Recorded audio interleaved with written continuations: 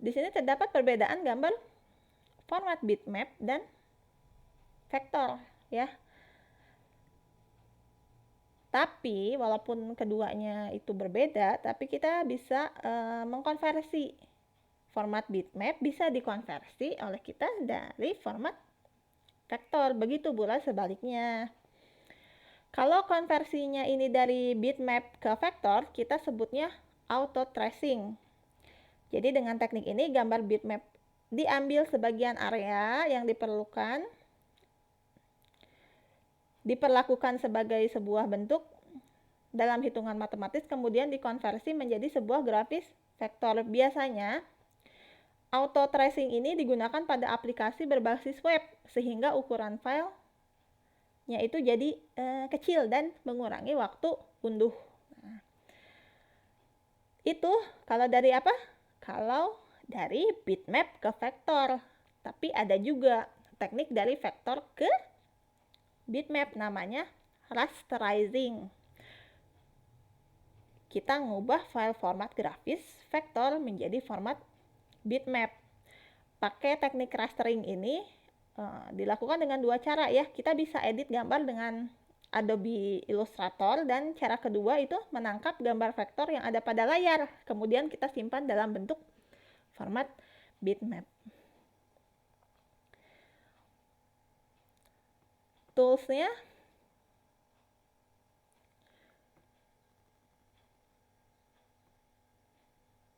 kalian yang sudah ngulik-ngulik sebelum ada mata kuliah ini tentu sudah tahu ya tools dan model grafisnya. Kalau untuk jenis profesional ada Adobe Photoshop, Adobe Illustrator ya, Just Pen Shop Pro, Adobe Fireworks, Microsoft Paint,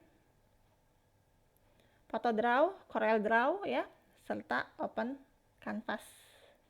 Nah, ada juga yang open source kayak GIMP, Inkscape itu kurang lengkap, Photoscape dan Paint.net.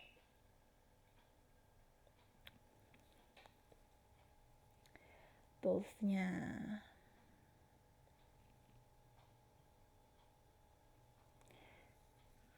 Oke, di sini juga selain 2D, jadi grafis ini meliputi 3D ya.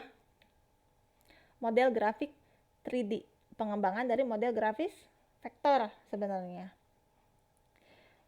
Model grafik 3D ini menggunakan komputer grafis yang terdiri dari 4 tahapan, yaitu modeling, surface definition, scene composition, sama rendering. Kalau modeling itu proses membentuk dari sebuah objek 3D. Ada dua pendekatan untuk melakukan modeling. Yang pertama, membuat objek baru dengan menggabungkan silinder, kerucut, silinder, atau objek 3D yang disediakan oleh program grafis yang digunakan. Ini jenis-jenis bentuk 3D yang primitif kita gabung-gabungkan untuk menjadi satu bentuk objek 3D yang baru gitu.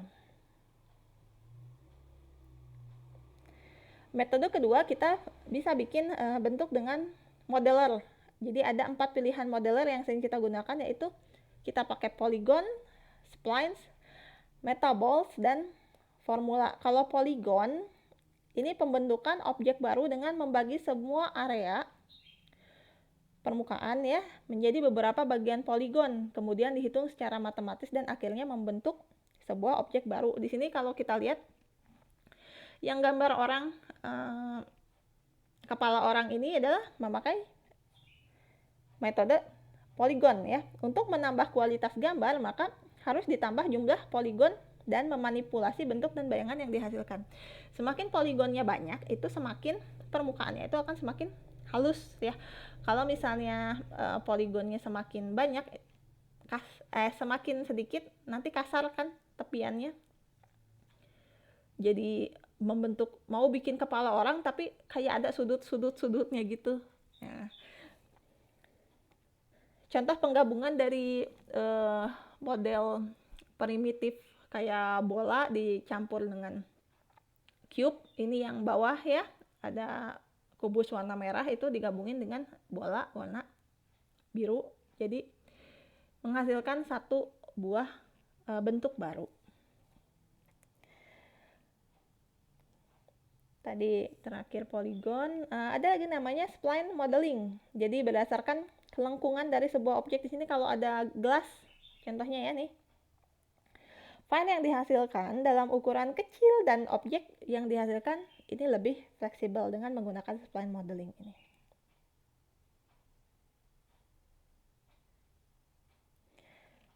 Atau kita bisa pakai teknik formula modeling.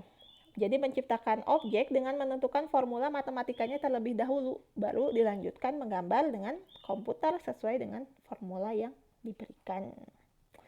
Ini udah expert ya, tingkat lanjut karena membutuhkan pengetahuan matematika dan programming yang lebih dalam. Jadi kalau misalnya kalian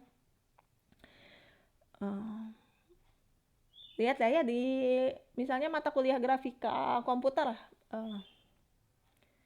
kadang kita bikin suatu objek itu enggak lantas kita buka Photoshop di dalam sebuah grafika komputer.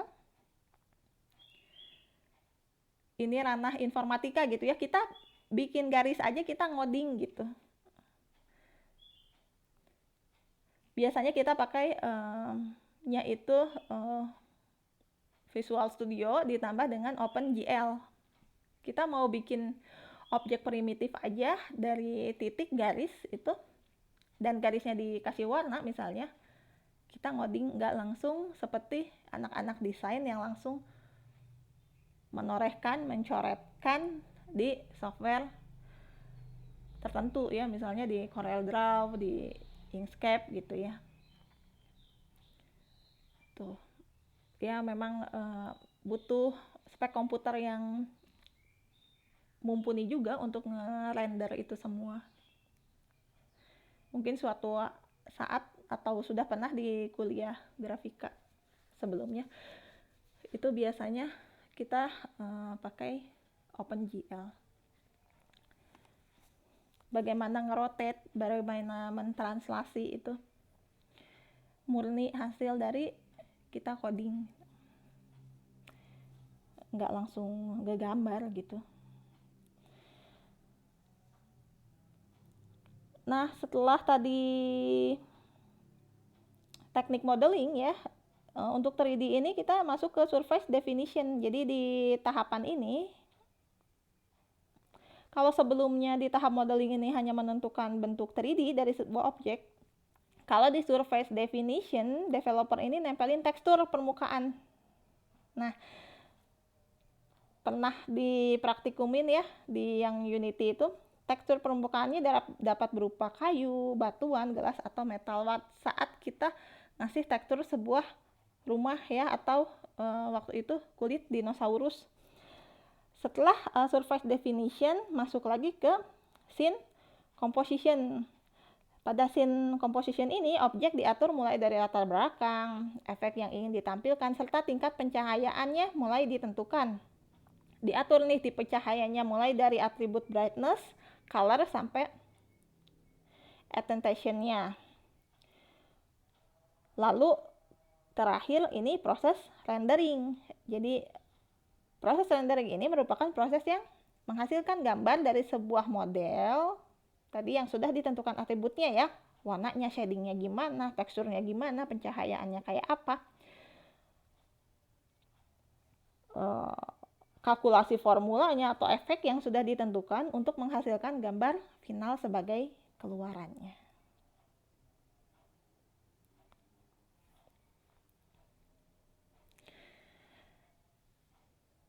Terakhir,